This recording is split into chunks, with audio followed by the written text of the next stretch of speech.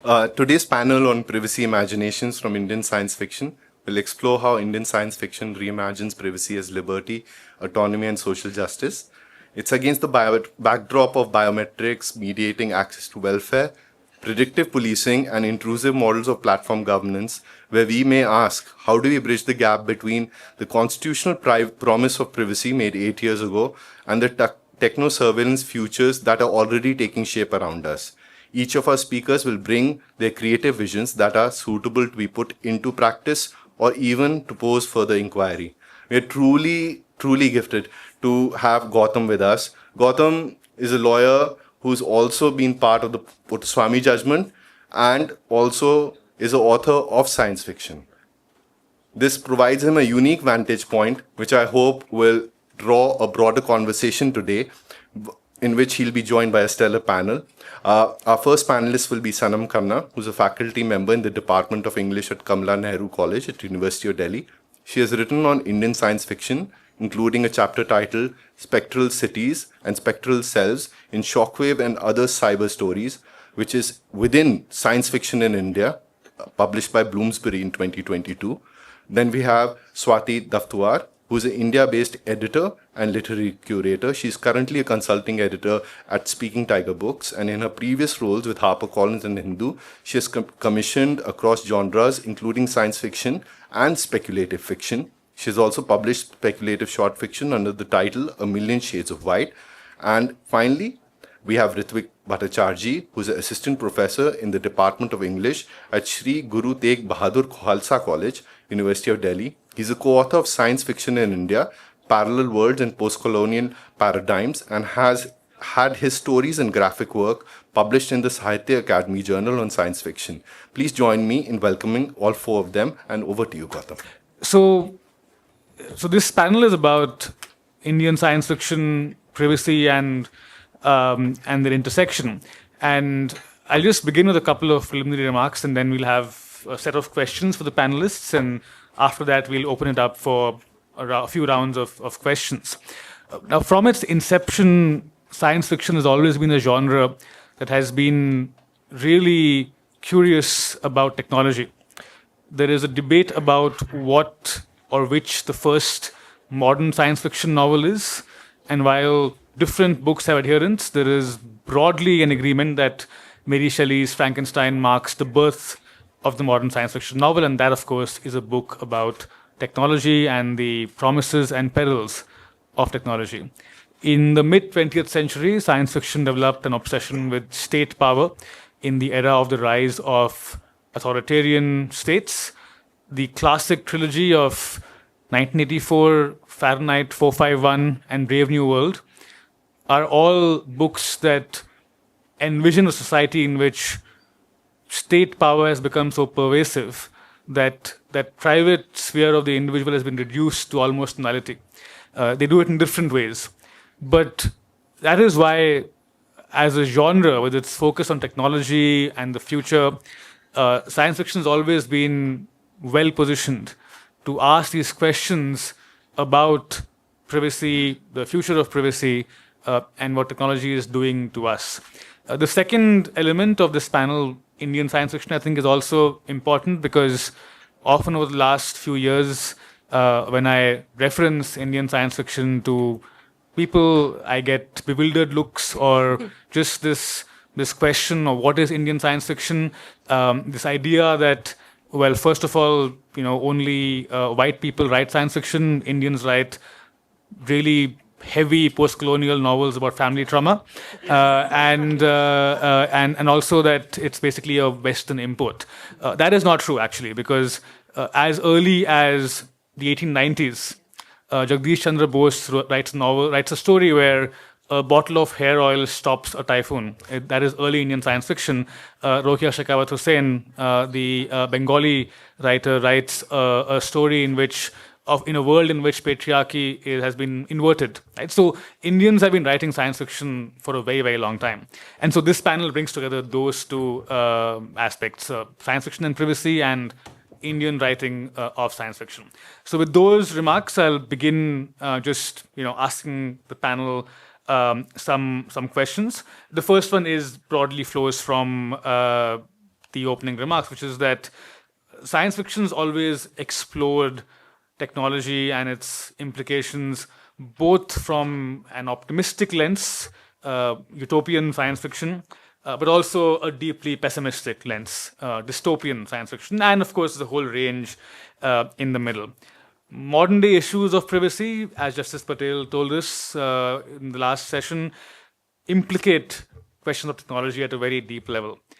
So how do you see both global and Indian science fiction responding to this intersection of privacy and technology? And I'll just begin with, just most proximate to me. So Sanam, you could start off and yeah.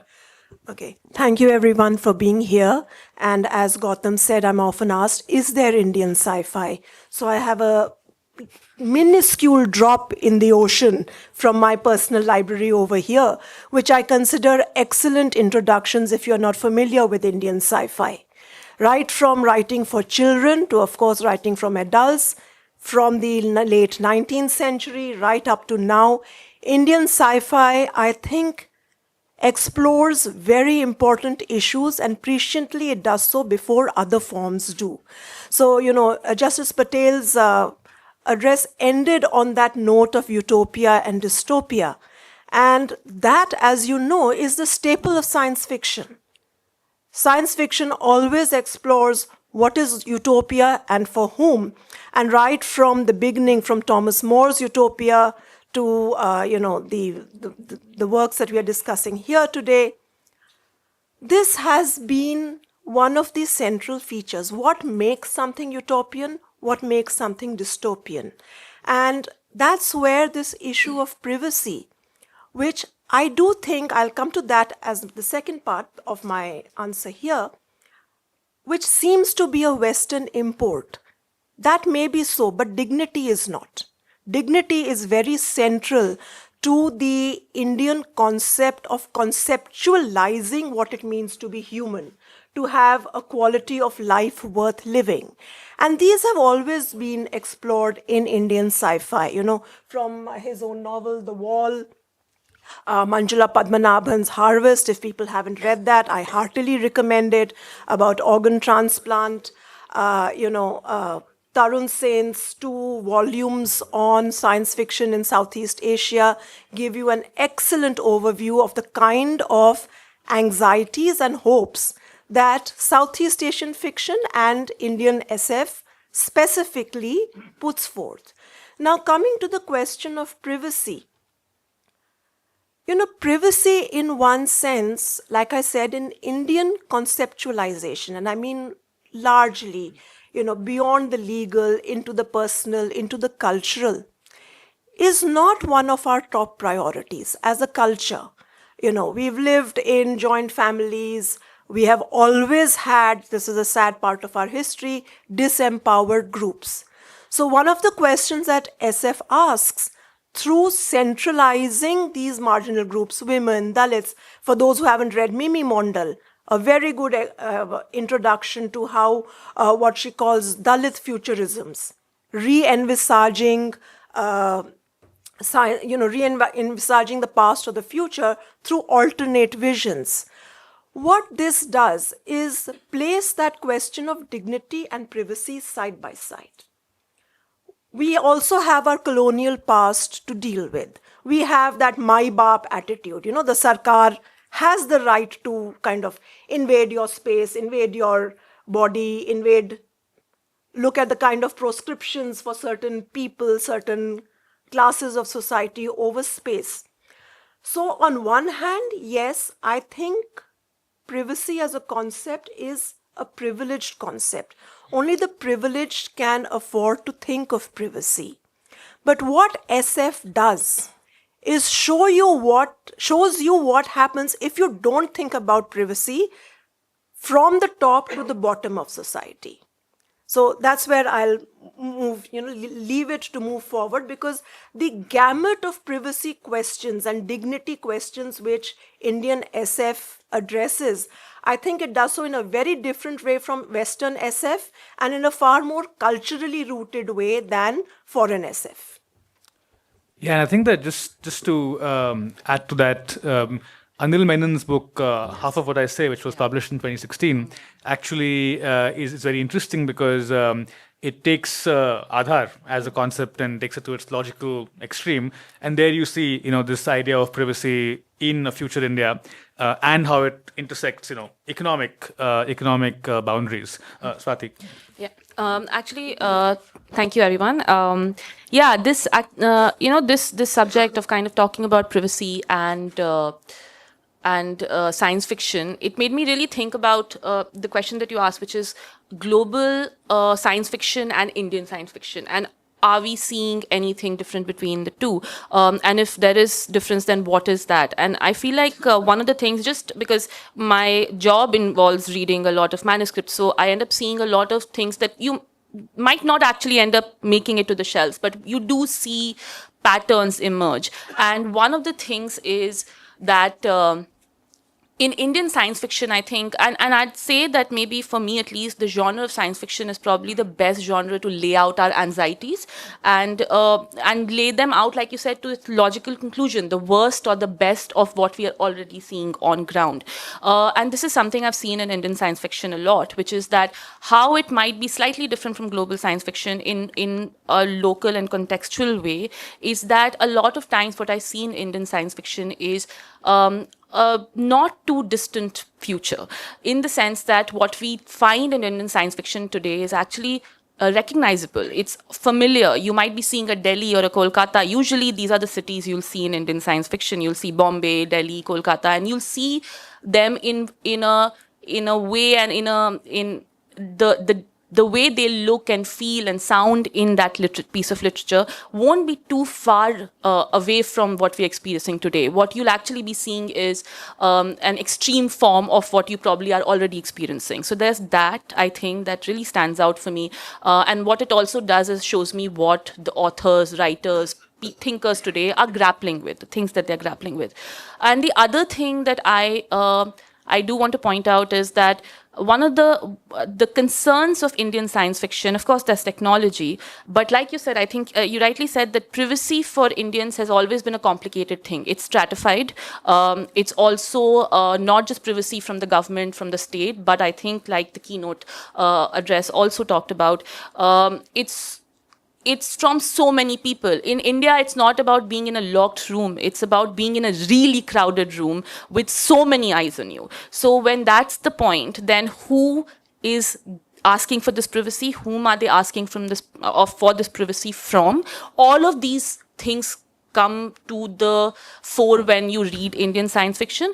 And what happens then is the science fiction that you're reading from India is also stratified, in the sense that when you're reading it sitting in, say, an urban society, maybe what you're reading will feel like dystopia. But actually in India, pockets of the country are already living the dystopia that we might be thinking of as dystopian. So I feel like all of these things come together in Indian science fiction, which I would say I don't think it's so cut and dry that the global science fiction does not have that. But there is a certain, somehow a lot of global science fiction, and I think this will come up, sometimes it imagines things which are maybe too far into the future. You might know of certain ideas, but they won't feel as close as they do to you when you're reading in science fiction. And a book there, like for example, Samit Basu's books. I remember reading Turbulence as one of his early science fiction, and it was so familiar. It was just, actually, it was a gateway science fiction book, I felt, because it was a superhero science fiction book. A bunch of people take a flight and they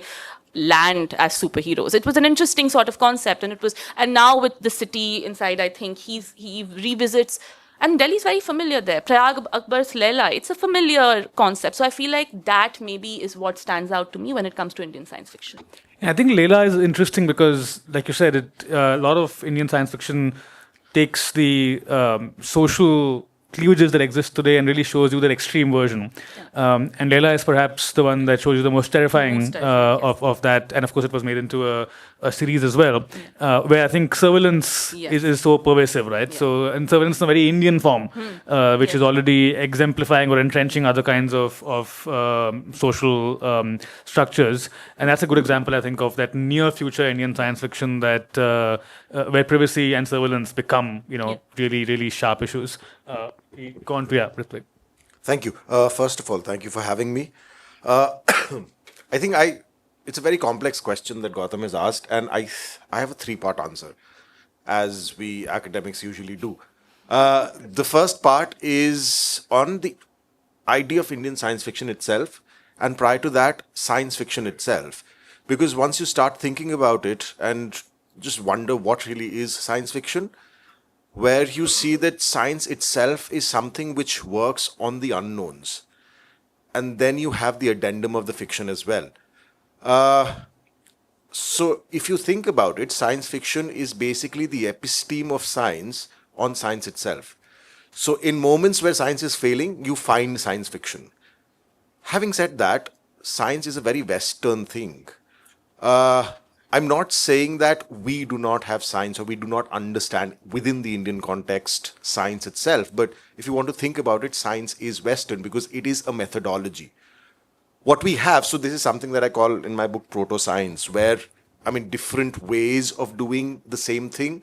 What we have been doing in science, the experiment, I think most of us have done that, right? In one side ruled and one side empty pages, writing experiment, observation, and inference.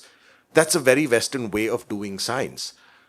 In which case, if you want to think about science fiction, you have to also think about the fact that we have a very different way of doing science.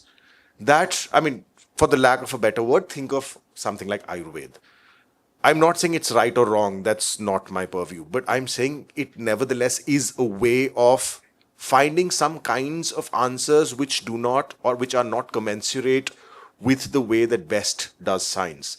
In which case, our science fiction is different as well. So the trajectory follows and the logic follows. So the kind of narratives that you get to see, especially, I love Vandana Singh's story. It's called Yakshantriksh. It's not in any, it's available online, and it's the one that Vandana, I and a friend, we just converted into a graphic format, because why not? It is a story where the emptiness of the universe or the unknowns of the universe are merged with the idea of the Yaksha, because suddenly that makes more sense. And the things which are not explained by, science, is suddenly explained by this humongous snake on whose body we find ourselves, and so on and so forth. So if we want to think about Indian science fiction, we find a kind of a collation where the ways of finding answers, because that is ultimately what science is, and we go to Levi-Strauss and things like that, way of finding answers is a little close to our own selves, close to the way we do things, close to the facts, or close to the kind of lives that we do live. And you can call them, mirchi lagao to bhoot bhagta hai. That is the thing. And we believe that. And Marquez says that that is our reality, right? In terms of his own. The second part is of technology, where, we have been always speaking about technology as if it is something so distant from us. But it is not. We are, in a sense, bound to technology, where technology, yes, is evolving from one thing to another, but we are nevertheless bound to technology. We are all cyborgs. This story, Rahul, I can't pronounce this other name. It's yes. Sankatayan, yeah. His story. Imagine someone from the 20th century has come, the 1920s has come now, and they're seeing that you're talking on your headset and you're just touching, and then, you are a cyborg for them, aren't you? So technology is something which is so intrinsic to our lives that it has absolutely removed the differences between where the physicality of our body is and how do you extend forward from it. How many of you have 2 Instagram pages? And in having those 2 Instagram pages, do you not present yourself differently in both these Instagram pages? It's you, right? Then how do you have 2 different presences and physicalities within that digital space? But it's you nevertheless. So I think technology has to be thought of as something which is entangled with us.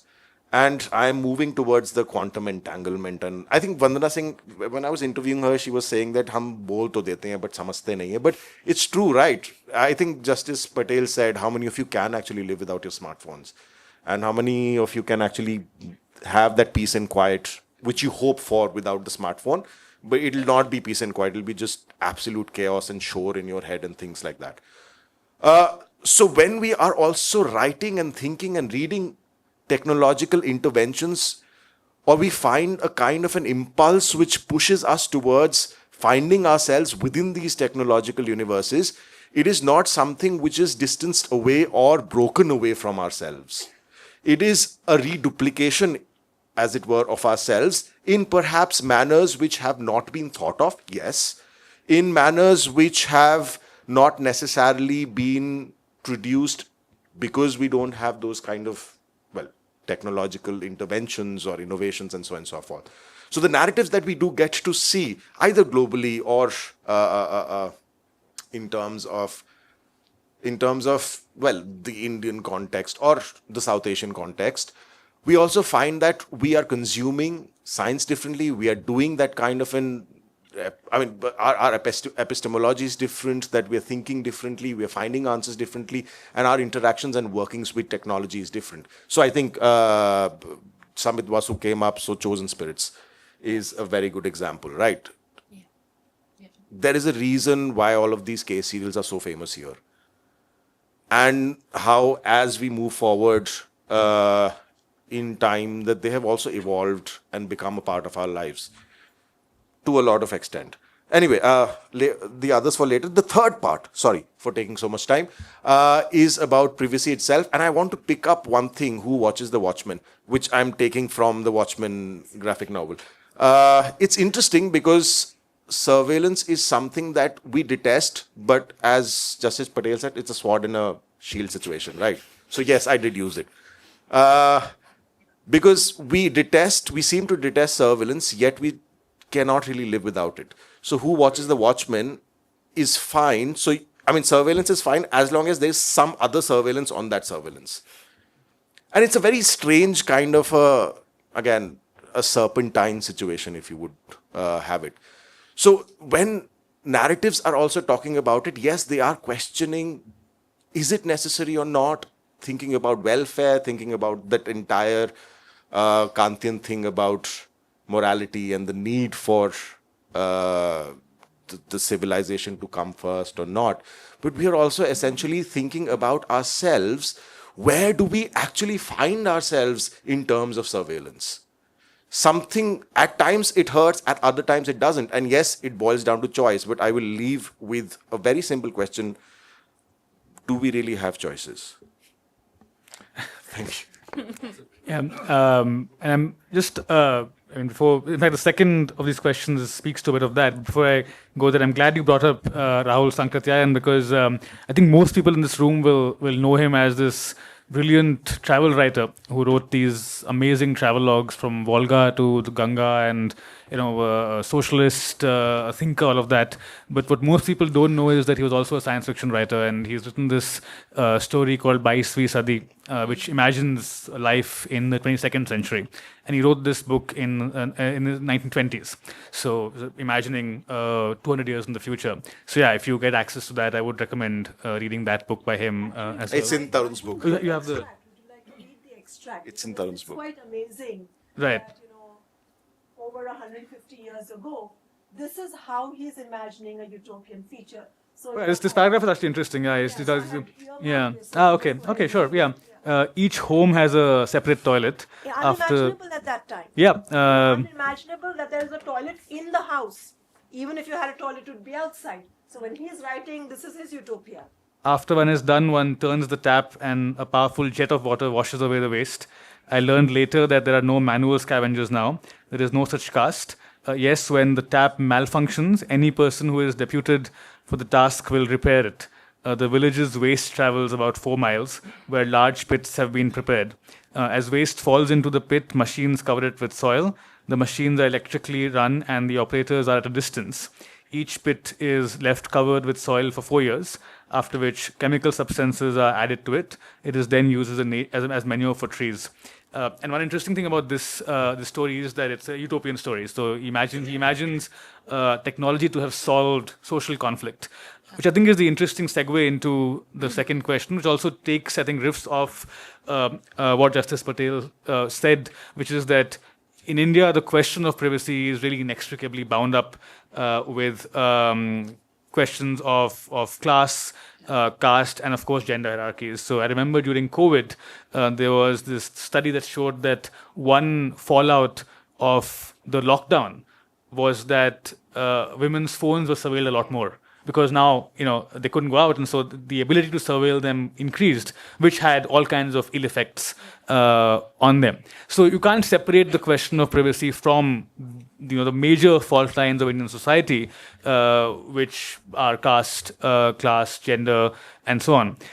So how do you see Indian science fiction dealing with the very specific ways in which privacy and surveillance intersect with these hierarchies in our society? And I'll do the very unimaginative moderator thing of now reversing the order and asking Ritwick to start. Yeah. I wasn't ready for that.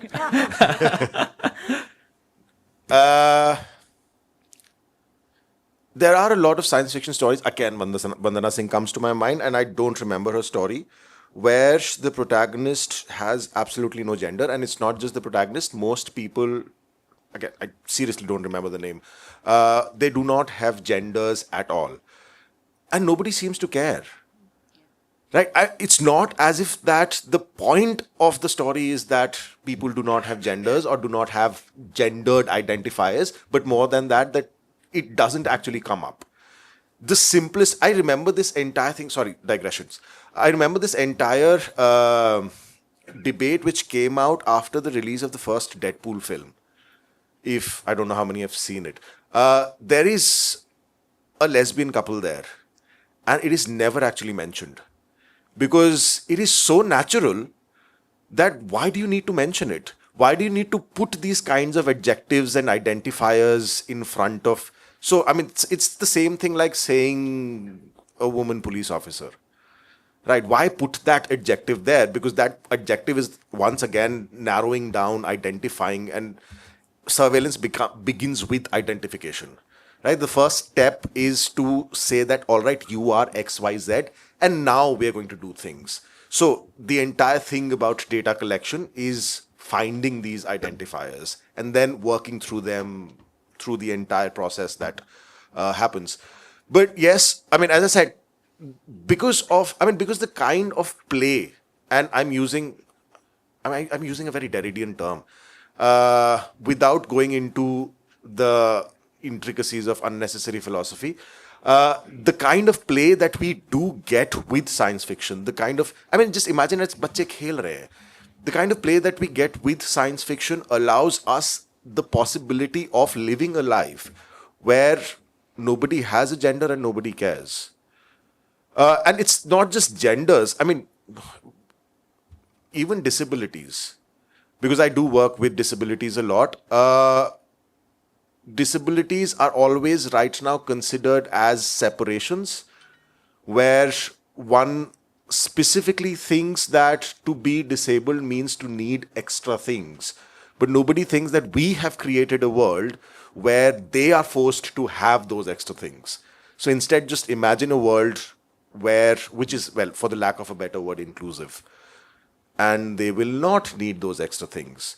I mean, if you're making a presentation, why do you want to restrict yourself to a PowerPoint which is pictures? Just do the next thing and read out what is in the pictures, and so on and so forth. So because of the kind of play that we do get with science fiction stories, which fundamentally come because of their the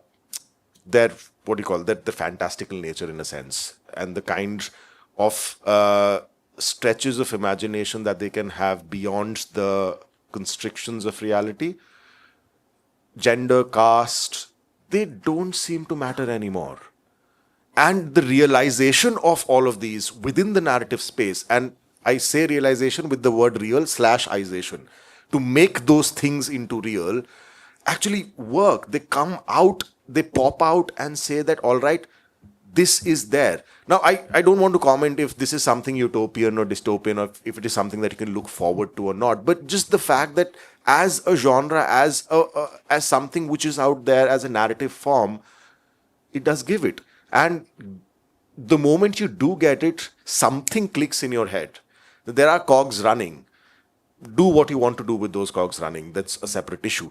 But I think there are ways into, and then once again, I go back to technology, that because we are bound to, I mean, we are all post-humans in a sense, that because we are bound to these technological movements, because we are bound to technologies, some other things tend to take a step back, good or bad.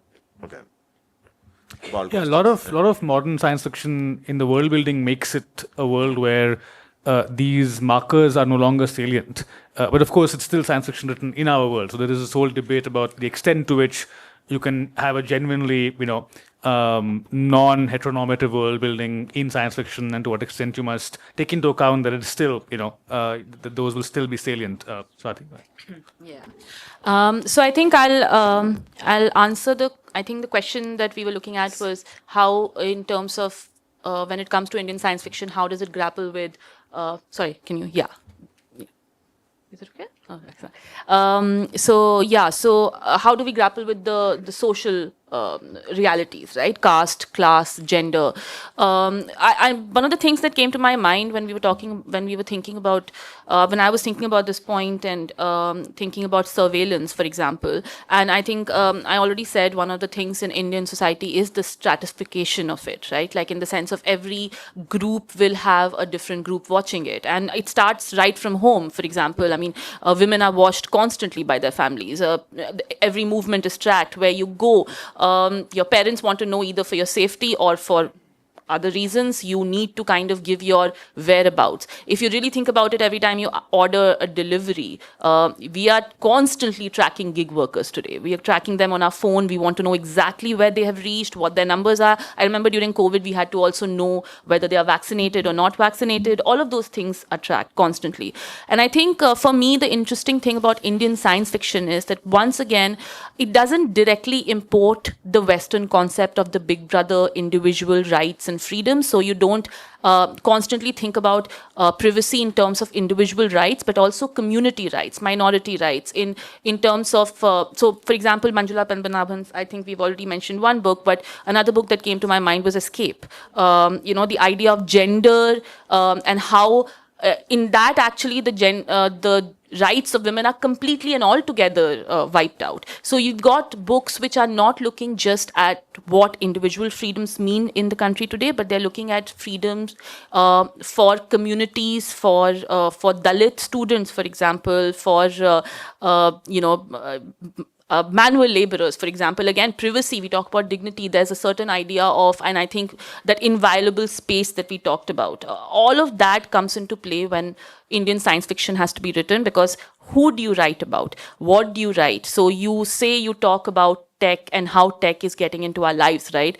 How on your smartphones, everything's monitored. But then how do you talk about dystopia when it comes to people who don't even have access to internet, smartphones, ordering something, putting your data online? There's so many stratas of surveillance in India and so many ways in which you can approach science fiction in India that one person's dystopia is another person's reality. And I feel like that is a very interesting space. And the most interesting science fiction for me when it comes from India is when it surprises me in looking at spaces that I had not thought about, because what I was looking at as a violation of my private life was probably happening with someone on a day-to-day basis. And if that can be pointed out, and if I can feel the lived experience of that science fiction or that story or that imagination, I think that's very interesting to me. I also do think today we are looking at science fiction changing a little, in the sense that I do think, and this is something that I don't know, I mean, this is a question that I was talking about when I was discussing the points that you had sent, and I would like to also know an answer. I know you are the one doing the questioning to us, but I want to know what happens with dystopias. I want to know what happens. We have been reading dystopias. You've read Utopian, a section that imagines something good, and it's great that we are at that point where that seems like, oh, of course this happened. But we've also read so many books which warned us of so many things, right from, I don't know, from the 1800s, we have been hearing constantly about, if you do this, this will go wrong. This is how bad it can get. We have been shown the extremes of what our actions can bring us. And have we listened? What does science fiction do when it presents utopia? and I know that we'll get into dystopias later, but I do want to know, because every time you read about dystopia, it essentially makes it a little more real to you, and it makes it a little more possible. So what happens when we imagine those kind of futures? And the thing with Indian science fiction is it's doing it all the time now. I don't know if I have read utopias in science fiction for a while. I've only read dystopias in a very, and I say it as an editor also who constantly receives submissions. I can't imagine the last time, I don't remember the last time I read about a utopia that could imagine a better world. So what does that say about Indian mindsets and writing and what we have been imagining for ourselves? Is it only dystopias now? I mean, it's interesting because around 2.5 years ago, starting off the science fiction reading circle in Delhi, which is, which we still do, and in just a sort of expression of interest form, I'd asked, what kind of science fiction would you like to read? And this was, of course, anonymous, so people were answering it anonymously. And by far, the largest number of responses were, we want to read dystopia. So I think it's not just writers, but clearly readers want to experience that, You think it's perhaps confirmation bias? well, I mean, I don't know, because I personally, No, for them, for readers. Yeah, We know this will happen. We now wanted to see it in print. It could be. I think it could also be the Greek idea of catharsis, right? The tragedies. Yes. I'm not sure, but people were just obsessed with dystopias. We'll come to that in a moment. Yeah. Okay, I won't repeat what others have said. Let me take this to a slightly different direction. First, one caveat. I personally don't like the term science fiction because of the very Western epistemological reaction to science and Enlightenment philosophy that's ingrained within that word. I far prefer the term speculative fiction, which opens out the field, takes within it fantasy, horror, different kinds of imaginations. And within that, Indian science fiction, and I would now use the term speculative fiction, is kalpanik, imaginative, which then, your tilasmi kahaniya from the Arabic and the Urdu tradition, the sensational stories that were printed in magazines in the early 20th century, all get subsumed into this idea of the speculative. Now the question is, what are we speculating on? I'm sorry, but to answer your question, utopia is long dead. But I'll go back to the original utopia, Thomas More. It's utopian, but many people forget that there's an entire slave population which has freed the elite to do only art and thinking. So that one man's utopia, even there is another person's dystopia. I think that is a certain feature, a fabric of our speculative fiction to which our authors have always been alive. Even if they are writing from the elite, like Sanskritayan here, he's imagining a toilet in every home. We've got there. Have we got to a point where we've eliminated manual scavenging? Not yet. So his envisaging of utopia is still left undone. So I think that's the undone project of utopia, because every dystopia, and I see dystopia differently, I don't see it as pessimistic. I see every dystopia as expressing a fear in the hope that the future will not repeat this mistake. So, whether it's Leila, whether it is The Wall, whether it's Manjula Padmanabhan's Harvest or Escape, they're all saying this can happen if we don't do this. Now, to bring the question back to privacy, I come back to that. We have always had a very hierarchical understanding of privacy. Who has privacy? Who doesn't have privacy? What Indian speculative fiction does is highlight that. It brings it home. Like you said, something that you see as an invasion of your privacy, especially during COVID, when you suddenly find that your park has been locked up, you're not allowed to walk. Or if you remember in the early time, the early cases of COVID, they would actually put barriers around them and a policeman would be stationed there. Yeah. After that, they had civil defense personnel who would be stationed. Yeah. That marking out of the diseased body, is that an invasion of privacy or is it a protection of public health? How do we negotiate that space between the public and the private, the violation versus the preservation? These are questions that have always been at the forefront, but like I said, the word privacy is less important than the idea of dignity. And I'm coming back, I mean, even within Western SF, I have seen, that's my opinion, that post 9/11, there is a shift. And, if you've read Manjula Padmanabhan's little address on the zine that's been circulated, she uses the word sovereignty. Now, sovereignty for me is a very interesting concept, especially within legal jurisprudence. And I'm going back to Joel Feinberg, who in the 1980s asks the question, what happens if I commit suicide? Why is that a punishable crime by the state? Now, I think that is a question that really repositions the idea of who owns what, which is a central question in all Indian speculative fiction. Do I own my body? Do I own the space around my body? Or is it at all times governable by someone else? And it's very interesting that we don't have an equivalent term for sovereignty in most of the Indian languages. You have swatantrata, you have astitva, individuality, but you don't have the idea of sovereignty, which combines the personal and the political. And why I say after 9/11, this is a very pivotal moment, because 9/11, and if you remember Bush's speech after that, the war on terror is a war against an unspoken enemy, unnamed enemy, to preserve the sovereignty of the country. And if in that preservation of the sovereignty of the country, habeas corpus, which is again one of the fundamental tenets of Western law, produce the body, prove the crime, can be waived even if the accused is an American citizen.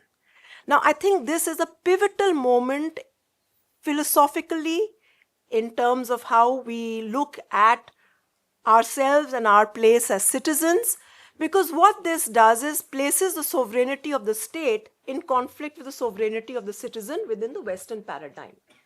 Does that similar paradigm exist within Indian SF? And here now, when I say SF, I mean speculative fiction. I think within Indian speculative fiction, the tension has always been between individual and society, that society may be governmental, it may not be governmental. It can be social, it can be the community, it can be patriarchal, it can be gendered, caste-based.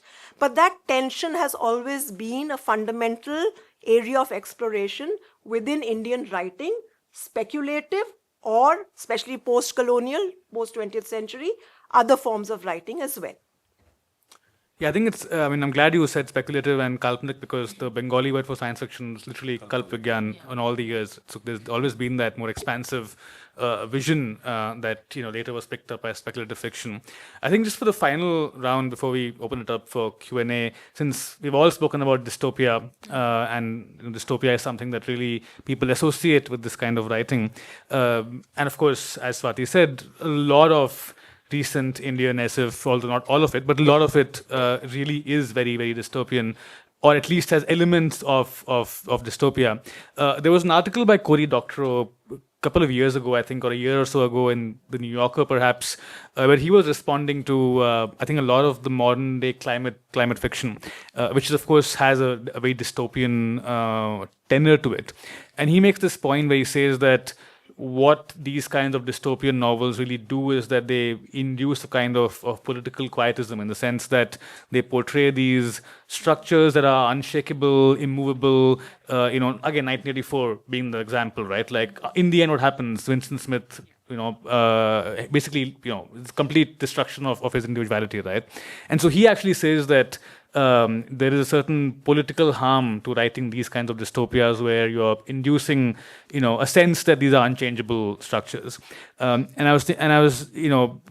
like we said earlier, in India already, life for some is dystopia for others. William Gibson has that famous line that the future is here, it's just unevenly distributed, right? So in that sense, many are already living in that dystopia. So in that sense, how do you see, this focus of a lot of contemporary Indian SF to be dystopian, in light of something like what Dr. Rose said, that there is a certain kind of political choice you're making in that case? And of course, that doesn't mean you write utopian fiction. Dr. himself is not a utopian writer. And you have, of course, Ursula Le Guin's famous phrase, ambiguous utopia. So there are other kinds of writing. But I was just wondering, what do all of you think about this sort of stress on dystopia in these times and what it says as a choice that Indian writers are making? Begin with Swati and then, yeah. We all get a chance to Yeah, exactly. start first. Yeah. So yeah, I've said a little about this already. So what I would like to first talk about is actually utopia. So essentially what I mean when I talk about maybe the need for utopia is not utopia the way we've read about it, which is a perfect world for everyone. That's not, I'm thinking more along the lines of, and I was thinking about what I want or what I would like as a reader, not just as an editor or a writer. I would like to see it as a reader also, which is utopias of resistance or repair or refusal. Essentially what happens, and this is where what you said about that quietism, the political quietism, what I'm thinking of is there's a certain resignation built into dystopias sometimes. There's a certain, like you said, this is too big to change, it will never change, and what you see is an individual struggle against it till the point that the struggle is no longer possible. And what that does is, I think, constantly reading things which reinforce this idea or this image. Not just resignation, but there's also a sort of predictiveness, which essentially moves from cautionary, which is basically like a warning, to in an eventuality. You continue like this, and this is where you'll reach, is what that thing is telling you, that piece of text, that piece of imagination is telling you. Whereas there is a sense that there could be resistance, which is actually ultimately successful. And I'm talking about imaginations here, which is, if you look at utopia the way we would like to see utopia now, of course, it would be impossible. And like you very rightly said, utopia is dead in that way. No one's utopia. I agree that I don't think you can have a blanket utopia for anyone. But what you can have is a depiction or a rehearsal of resistance against the state, resistance against surveillance, resistance against a lack of privacy. And I do struggle to see that right now. And I think that kind of shows, I don't know, I don't know if I'd go as far as to say the mood of a nation, but it is a slight leaning of a people, which is, we are in this thing, we cannot, and internet has come up so much, WhatsApp has come up so much, Instagram has come up. It is true. I don't know if any of us, especially the people sitting here, can do without some form of surveillance, because surveillance is also what's bringing you convenience and ease. So are we more and more inclined to stay the way we are, or to take it even further? Because convenience keeps going up. Is that what we are looking at? So then what we see in dystopias and fiction, etc., is it just a playing out of what we are now going to sooner or later live? Or do we see, sometimes is literature supposed to inspire and move to the point that it shows you what could be possible if there was, like I said, resistance and refusal and rejection of things. And it is difficult to say if dystopia is harmful, but I do sort of agree to the point that read too many times, it could deaden something in the sense of a no, that no that comes as a collective no. It can sometimes have that effect. I know that the more I read dystopias, the less I'm worried or moved. I've read various versions of no women in the world before. I have read various versions of reproductive privacy and rights and sovereignty and everything vanishing. I've seen it played out on the screen. I've seen it played out on the screen. What happens if the state monitors every bit of your movement? But what I've not seen is what happens if collective community solidarity, resistance, etc. works. What happens then? Do we find a way to resist? I haven't seen that. So that is, I'm saying as a reader, that's something I would love to see in Indian science fiction more. I know there are stories I've read that show me that, but I would like to see more of that. Yeah. Ritwick, and then we'll close with. Yes. Thank you. I don't know. And I'm coming from Samit Basu's some interview, that perhaps the dystopias that we are so inclined towards, that the world is constantly coming up, are actually utopias. That these are the best possible scenarios that you're ultimately going to get. And So the resistance that Swati is talking about, it's not actually in presence, but in the absence. That so Chosen People has these, it's a smog-filled Delhi, and there's, I think at that time when he was writing, it's 2019, there's riots going on, and in the book, it has just gone up in scale, and then corporations are taking over your mind, and they're basically feeding you reality TV shows. So what if that is the best case scenario? And if that is the best case scenario, what are we actually heading towards if we don't do something else? I don't know what that something else is. I'm not that intelligent. But the question, which is why I'm saying that this thing about the dystopic has always bugged me a little. It's not Indian science fiction per se. It's this novel called Mistborn by Brandon Sanderson. I don't know.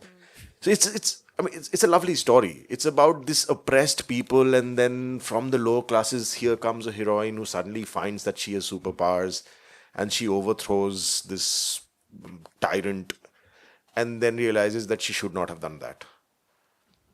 There's something worse behind that, and that's how the story progresses, and things happen, and so on and so forth. So I think that somewhere deep inside, I don't know, we know that things are bad.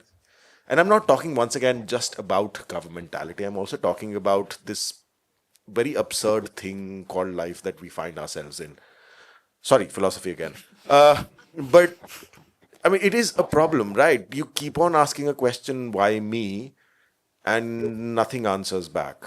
So Camus calls this is the Sisyphean thing where you keep on rolling the rock. Nevertheless, so whenever we are thinking about dystopias or utopias, those who walk amongst the Omelas comes immediately to mind. It's a story, utopia, and then there is this. Imagine you will always be happy except for one boy somewhere who will always be sad.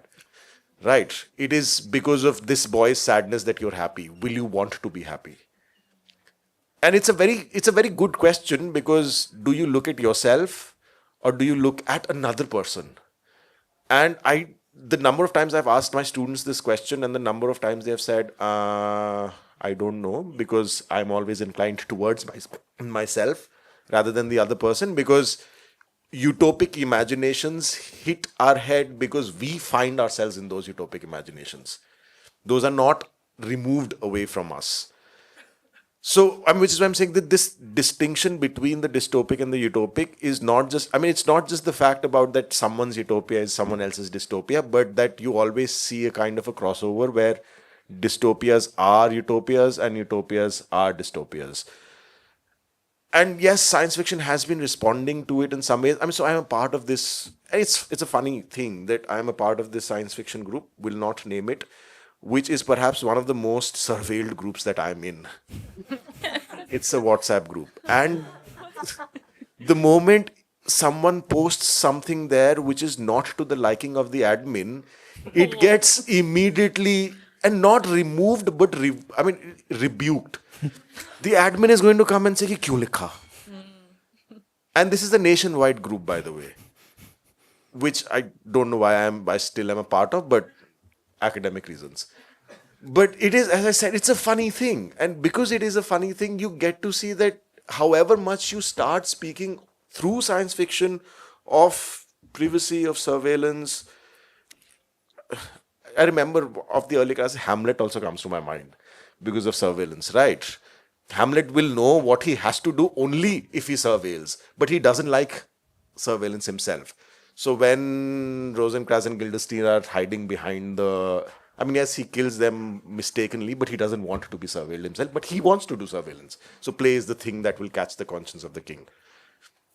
हम देखेंगे, but हम दिखना नहीं चाहते हैं, in that sense.